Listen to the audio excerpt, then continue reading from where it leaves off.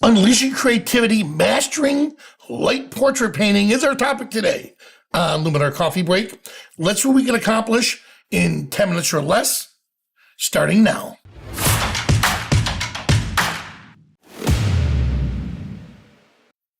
Hello, everyone. Welcome. I'm back home after something like 6 or 8 weeks of traveling.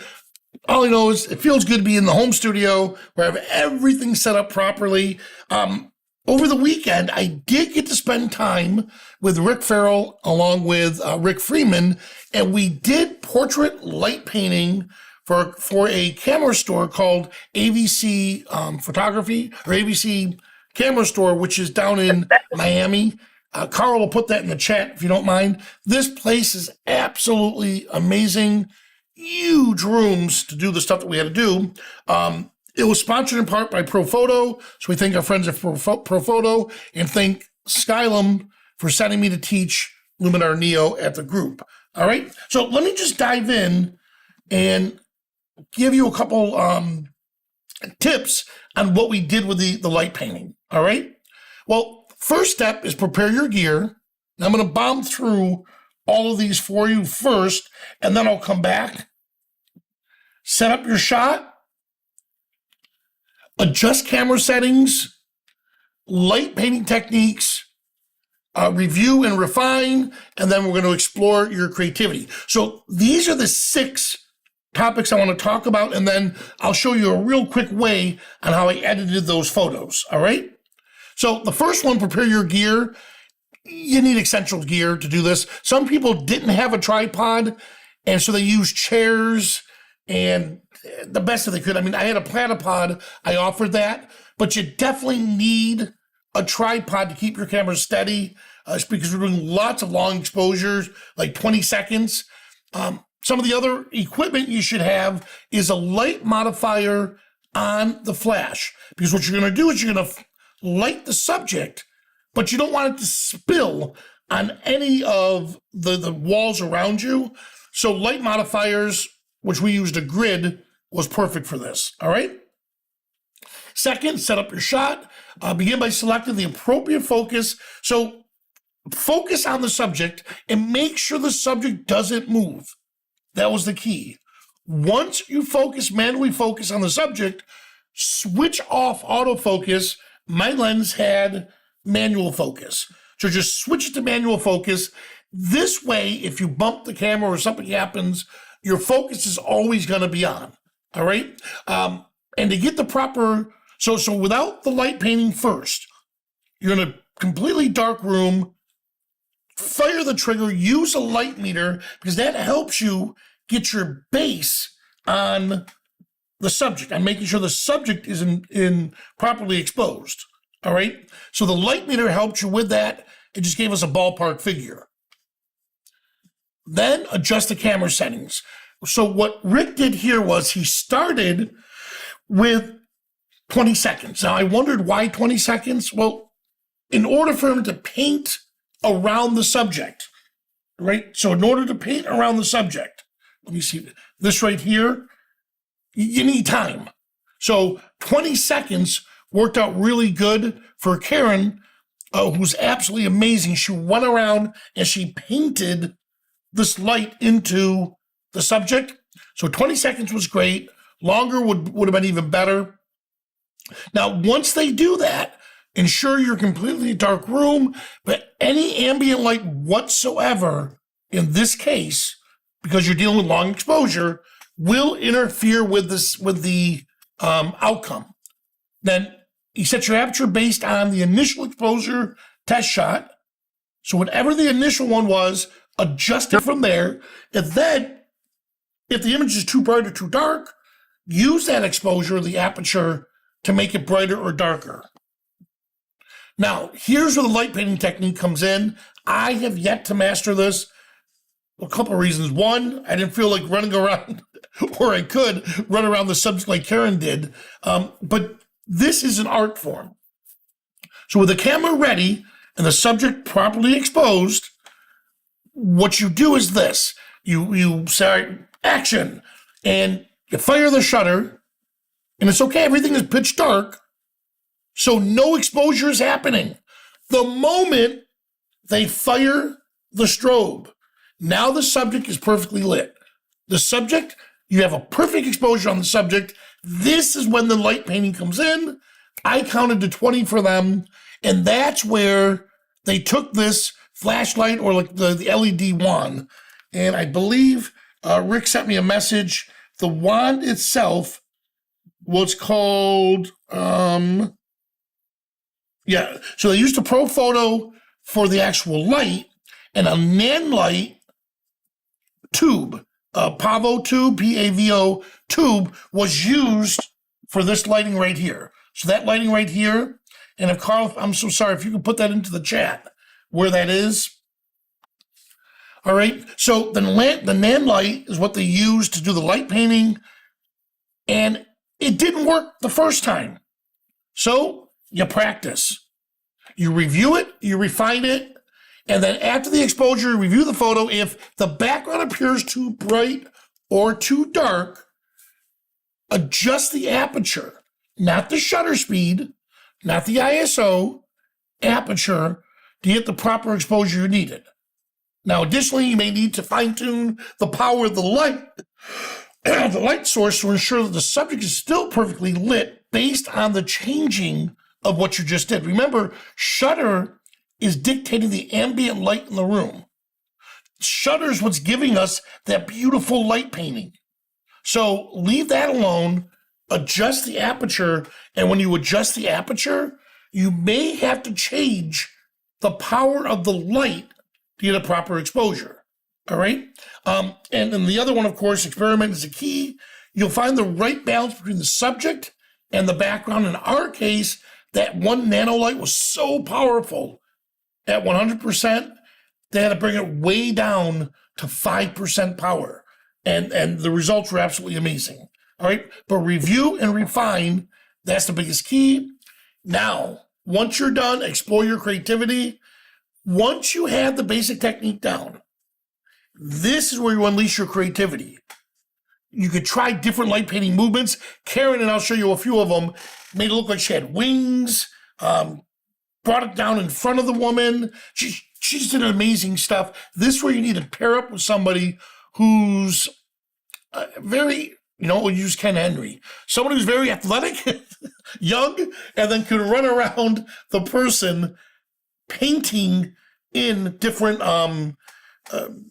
areas of the scene itself. But experimental is the key. You'll find you'll just get some weird discoveries. Embrace it. It's very, very unpredictable. Rick kept saying this is not science, and he's right. It's art. It takes you on a totally different level.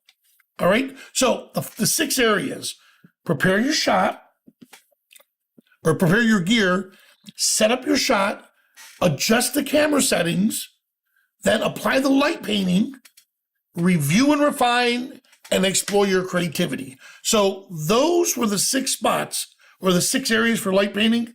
Now let me show you the actual light painting itself. Look at this. So let's do before and after. So this is what we started with.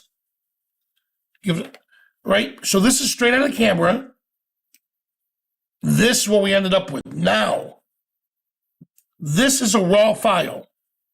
All right, I'm going to show you something pretty neat. Let's revert to the original. Here's the original image. This was a happy accident. This the shadow in the background. So the first thing I want to do is I'm going to leave it this side, because this is the way this is Rick Freeman's image. The only thing I am going to get out of the scene, I could use the erase tool, but you know what? I'm just going to crop that out, and I'll deal with the leg in a moment. All right, so that's not that big of a deal. This looks great. This right here was a block for Karen, so she knew how far she had to go. But look what she did here, all right? Yeah, I mean, you know what? I actually like that a lot. You know what? I'm going to keep it there. All right, I'll keep it there for now, and I'll deal with this here with the erase tool. But watch this. If I come in to develop raw. He's shooting with a Z7. Look at that. So by changing the camera profile, my camera wasn't nowhere near as nice as what this is. Mine was good for the Adobe standard. His looks beautiful for Camera Vivid. Look, we're almost there already. I'm going to bump up the shadow just a little bit. However, contrast. Ooh, look at that. Then enrich the black tones. Bump up the whites just a bit. Because remember, this was a lighting technique, so the majority of it's done in camera. Then from here, colors, what I want to do is this. Desaturate just a little bit, not a lot, but I want to bring up the vibrancy. There we go. So saturations for all the colors. Vibrancy is going to make the muted of those colors look better. All right, so I like where this is at. And then Enhance AI normally doesn't do a great job because it's going to try for this. For all the other photos, it does phenomenal. But for this, it's going to try to fix the scene. Well, you know what? I'm going to let it fix the dress. All right? Then use a brush, paint. I just want to paint over subject here. Let's see if it makes a difference. Look at that. You see how it brought our subject out a little bit more? So that's looking good. Now let's explore vignette. Choose our subject. So I just want to darken the edges just a little bit. Yeah, right about there. You know what? That's looking better. And then feather it just a little. Pop a little inner light. There we go. You know what? Yeah, I like it right like that. That looks good. All right. Now I'm going to do a little experiment here. Let's go to develop. I'm going to bring global, bring that down a little bit, but I want to use a linear gradient, but I'm going to come from the side. Let's see if that helps out. All right. Now I have to go to, because I closed it, I have to go to edits or your history just to see, you know what, that looks good. I like how, because now it's fading in. Now, to finish this off, Rick, I didn't really want to do this to poor Rick. You know what, I am going to crop it just a little bit. But if this were my image, I'd have no problem. Cropping somebody else's image, I get a little concerned because, again, they shot it, or he shot it a certain way. I personally love 16:9. Then I'm going to do this. So if this were my image, I think I'd crop it somewhere along here, maybe extend black off to the side. Ideally, I would have loved to, actually, you know what? Oh, I like that right there. There's my crop. All right. So right there is where I would have cropped. I would love to crop it like this. And I think Carl, let's see. I'm going to go back to the original. There we go. Here, I'm going to move that over. There we go. Yeah. You know what? I think that's, again, it's not my photo, but I think I would have cropped it. I would crop it here. And then of course get rid of that the light stand, either through cropping or through erase. That's up to you. But you know what? I really love how this fills the frame, and I could even go a little bit further and do one of these radial gradient and stretch it out just a bit here. Let's see if that makes a difference. Yeah. Yep. Yeah. I would probably do something like this for me, if this were my image itself. But I like how that looks. I just really like how it just brings her in. All right. So there we have it. And I know what you're thinking. Wow, Vanelli, you call this work? Your company, Skylum, sent you off to these exotic places. We went to Iceland, Scotland, Seattle. Now here was in Miami. And this is the stuff I get to do. So to say I love my job is an understatement. And then, of course, I get to meet incredible people like Rick Freeman and Rick Farrell, and, of course, Karen, who helped out with all of this. So these are some things that I just absolutely love to do. And I'd love to bring it to you guys, because if you have an idea that you would love to try this sometime, take a class on it or check out rickfreeman.com. Carl will put that in the chat. With rickfreeman.com, it'll be really cool because they're having a bunch of these classes all over the country, and you could try to jump in on some of the classes. All right? Well, guys, if you're here, please stick around for the Ask Me Anything segment. And for everyone else, if you want to catch these episodes, please, it's 1 p.m. Eastern Time on Monday and Wednesdays. You can check the description for the link. And if you want to stick around for the people with the Ask Me Anything questions, are going to ask additional questions based on what we just did. And think of that as online or live tech support. If something isn't working with Luminar Neo, or if you want to learn a new technique, that 45 minutes is where people ask us any questions whatsoever pertaining to photography and Luminar Neo. All right? So stick around. Everyone else, thanks for watching, and I'll see you at the next coffee break.